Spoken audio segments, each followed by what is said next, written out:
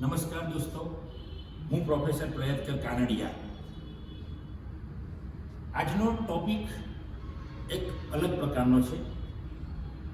કોઈ ગમે તે કહે લાગ્યા રહો, કોઈ ગમે તે કહે લાગ્યા રહો. મિત્રો, આજના યુવાનો પર હું ખાસ વાત કરવા જઈ રહ્યો છું. ઘણા મહાન માણસોએ કહ્યું છે કે ધ્યેય અથવા તો તમારી જે મંજિલ હોય એ મંજિલ મળે ન મળે પણ મંજિલને પકડવા માટે દોડતા રહો, મંજિલ સુધી પહોંચવા માટે દોડતા રહો. દુનિયાના ઘણા મહાન માણસોએ કહ્યું છે, ગુરજીએફ જેવા માણસોએ કહ્યું છે, સેન્કા જેવા માણસોએ કહ્યું છે કે સંતોષ ક્યારેય માની લેવો નહીં જીવનમાં. સંતોષ એ તાત્કાલિક નથી હોતો, એ સમય જતાં એકમાંથી સંતોષ મળે તો બીજો સંતોષ મેળવવા માટેના પ્રયત્નો ચાલુ માણસના જીવનમાં થઈ જાય છે. યુવાનોને ખાસ કહેવાનું છે કે યુવાન, તમે કોઈ પણ વિદ્યા શાખામાં કોઈ પણ વિષયમાં ભણતા હોય ત્યારે તમને ઘણા માણસો એવું કહે છે કે આ ફિલ્ડમાં શું કામ આવી ગયો, અથવા તો આ શું કામ કરવાની. તમે ઇવન MBBS કરતા હશો, તમે IASની એક્ઝામ આપતા હશો, તો ઘણા લોકો અથવા તો નેગેટિવ માણસ કોઈ મળી જશે, તેઓ કહેશે કે તું IASમાં શું કામ જાય છે, તું MBBS શું કામ કરે છે, તું MBA શું કામ કરે છે. ત્યારે તમારા મનમાં જો નક્કી હોય કે નહીં, મારે IAS જ થવું છે, મારે MBBS જ કરવું છે, મારે MBA જ થવું છે, તો સામેવાળી વ્યક્તિની વાત મિત્રો ક્યારેય માનવી નહીં. કારણ કે એ તો કહેશે, એ તો એમ જ કહી દેશે. કદાચ એનું કંઈ કારણ પણ હોય, એની અંદર કંઈ રહસ્ય પણ હોય, એના કહેવાના રહસ્ય હોય, કદાચ ઈર્ષા દેખાઈ હોય, પણ આ બાબતથી ક્યારેય ડરવાનું નહીં. કારણ કે કોઈ તો તમે ગમે તેવી સારી ડિગ્રી મેળવવા ગયા છો, સારો બિઝનેસ કરવા ગયા હશો, તોય કહેશે. મિત્રો, આ અમારા જાત અનુભવની વાત કરીશું. અમે લાઇબ્રેરી ફિલ્ડમાં ઘણા મિત્રોએ એક સાથે પ્રવેશ લીધેલો. લગભગ 97, 98, 99ના વર્ષ દરમિયાન અમે ઘણા મિત્રો ગુજરાત યુનિવર્સિટીમાં લાઇબ્રેરી સાયન્સમાં BLISC અને MLISC ડિગ્રી કરતા હતા. ત્યારે ઘણા માણસો એવા મળતા હતા કે ભાઈ લાઇબ્રેરી સાયન્સમાં તો હવાતું હશે, એમાં જોબ મળતી હશે. મિત્રો, એવું નથી. લાઇબ્રેરી સાયન્સ કર્યા પછીની મારી બેચના ઘણા મિત્રો એવા છે કે જે એમના નામ પણ હું તમને બતાવી શકું છું, અને એ સારા હોદ્દા પર સારી જગ્યાએ અત્યારે જોબ કરી રહ્યા છે.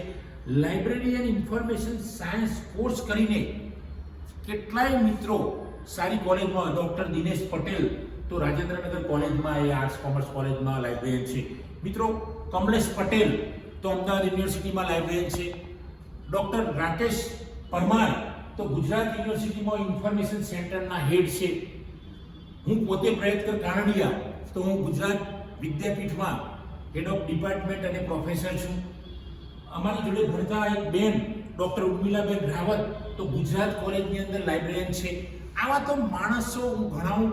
ડૉક્ટર ઝાલા લવજી તો SP યુનિવર્સિટીમાં એ લાઇબ્રેરિયન છે. મારા એક મિત્ર ડૉક્ટર પૂનમ રાવલ જેઓ PDUની અંદર લાઇબ્રેરી છે. PDU એટલે આખા વિશ્વમાં પ્રસિદ્ધ સંસ્થા છે. એવી સંસ્થામાં એ લાઇબ્રેરિયન તરીકે કામ કરી રહ્યા છે. એમને યુનિવર્સિટી એક્સટેન્શન પણ આપ્યું છે. તો અમારી બેચમાં બીજા એક મારા મિત્ર છે મહેશ મહેરિયા, એ VS હોસ્પિટલમાં NHL મેડિકલ કોલેજમાં લાઇબ્રેરિયન, ચીફ લાઇબ્રેરિયન તરીકે ફરજ બજાવી રહ્યા છે. અમારી બેચના મોટા ભાગના એક કોમલબા ઝાલા વાઘેલા જે છે, એ પણ એક સારી સ્કૂલમાં, ઇન્ટરનેશનલ લેવલની સ્કૂલમાં લાઇબ્રેરિયન તરીકે જોબ કરી રહ્યા છે. જેટલા નામ મને યાદ છે, અમારી કદાચ 13-14 જણની બેચ હતી, એમાં મોટા ભાગના સારી જગ્યાએ લાઇબ્રેરિયન તરીકે, કોઈ પ્રોફેસર તરીકે, કોઈ જુદા હોદ્દામાં લાગી ગયા છે. એ જ અરસાની અંદર ગુજરાત વિદ્યાપીઠમાં અમારા સમકાલીન ભણતા બિપિન મોદી, ડૉક્ટર બિપિન મોદી, તો ડૉક્ટર બિપિન મોદી MJ લાઇબ્રેરીમાં અત્યારે સારા હોદ્દા પર લાઇબ્રેરિયન તરીકે ફરજ બજાવે છે. દરેક યુનિવર્સિટીમાં, અમારી યુનિવર્સિટી ગુજરાત યુનિવર્સિટી સિવાયની યુનિવર્સિટીમાં ભણતા પણ મારા સમકાલીન મિત્રો સારી જગ્યાએ લાઇબ્રેરિયન તરીકે, પ્રોફેસર તરીકે, પ્રોફેશનલ તરીકે જોબ કરી રહ્યા છે. મિત્રો, એટલે કોઈ તમને ગમે તે કહે, તમને આવીને કહે છે કે તમે આ કોર્સમાં શું કામ જોડાયા લાઇબ્રેરી સાયન્સમાં, ના, તમને ઈચ્છા હોય, તમારી ધગશ હોય, તમે મંજિલ નક્કી કરી હોય, તમે ધ્યેય નક્કી કર્યો હોય, તો એને વળગી રહો, લાગ્યા રહો. કોઈ ગમે તે કહે, તમે લાગ્યા રહો. જો તમે લાગ્યા રહેશો તો પરમાત્મા, કોઈ ઈશ્વર અથવા તો કોઈ પરમ શક્તિ છે કે એ તમારી પાછળ લાગી જાય છે. પણ તમારો આત્મા જાગે તો પરમાત્મા જાગે છે, બાકી પરમાત્મા પહેલો જાગતો નથી.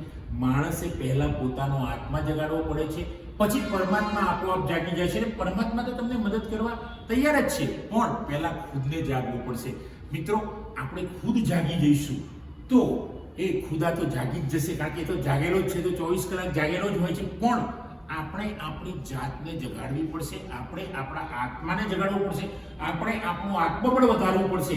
કારણ કે જો આપણા દેશમાં મહાન માણસો સામાન્ય માણસમાંથી ખૂબ મોટા માણસો બની ગયેલા છે, તો આપણે જોઈએ છીએ. બિઝનેસની વાત કરીશું તો ધીરુભાઈ અંબાણી, તો એ પણ ખૂબ આગળ નીકળી ગયા. એક નાનકડા ગામમાં અથવા તો એક નાનકડા પડામાં એમનો જન્મ થયો હશે, ક્યાં પહોંચી ગયા હતા ધીરુભાઈ અંબાણી. તો મિત્રો જીવનમાં આમ જોવા જઈએ તો કંઈ અશક્ય નથી, પણ અશક્ય બાબતને શક્ય બનાવવી એ આપણા હાથમાં છે. અને એ આપણા હાથમાં એટલે ઈગો નથી, પણ આપણો આત્મવિશ્વાસ છે. મિત્રો જો તમારો આત્મવિશ્વાસ હશે અને જો તમે નક્કી કરેલી બાબતો કે મારે આ ધ્યેય સુધી પહોંચવું છે, અને જો તમે નક્કી કરશો તો ધ્યેય સુધી પહોંચી શકશો.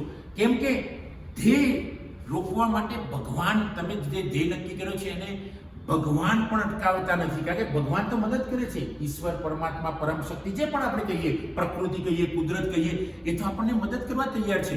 પણ તમે લાગ્યા રહો. તમે કોઈ ગમે તે કહે, લોક ગમે તે કહે, પણ તમે તમારા ધ્યેયને ચોંટી રહો. જો એ ધ્યેયને પકડી રાખશો તો અર્જુનની જેમ તમને એક દિવસ ચકલીની આંખ દેખાશે, પક્ષીની આંખ દેખાશે. તમે જો શિખર ભણી જોઈ રહ્યા હશો અને એને ચડવાનો પ્રયત્ન કરશો, એક એક પગથિયું ચડતા જશો, તો મિત્રો એક દિવસ એવો આવશે, પડી જશો, તૂટી જશો, ભાગી જશો, પણ એક દિવસ એવો આવશે કે તમે એ શિખર સુધી પહોંચી જશો. દુનિયાના મહાન માણસો નીચે તળિયાથી શરૂ કરે છે, કદાચ પાતાળમાંથી ધીમે ધીમે શરૂ કરે છે, તળિયા પર આવે છે, પછી તળેટી પર આવે છે, અને પછી પર્વત પર ચડી જાય છે, અને છેલ્લે શિખર સર કરી દે છે. તો મિત્રો ખાસ મારે યુવાનોને કહેવું છે કે આપ લાગ્યા રહો. કોઈ ગમે તે કહે, તમે લાગ્યા રહો. જો લાગ્યા રહેશો તો એક દિવસે તમને 100% સફળતા મળશે, મળશે, મળશે ને મળશે. તો મિત્રો આપ સૌને મારી નમ્ર વિનંતી છે કે જો આ મારો વિડીયો આપને પસંદ આવ્યો હોય એને લાઈક કરો, શેર કરો, કોમેન્ટ કરો, અને જો મારી ચેનલ સબસ્ક્રાઈબ ન કરી હોય તો સબસ્ક્રાઈબ કરો. થેન્ક યુ દોસ્તો. જય હિન્દ, જય ભારત.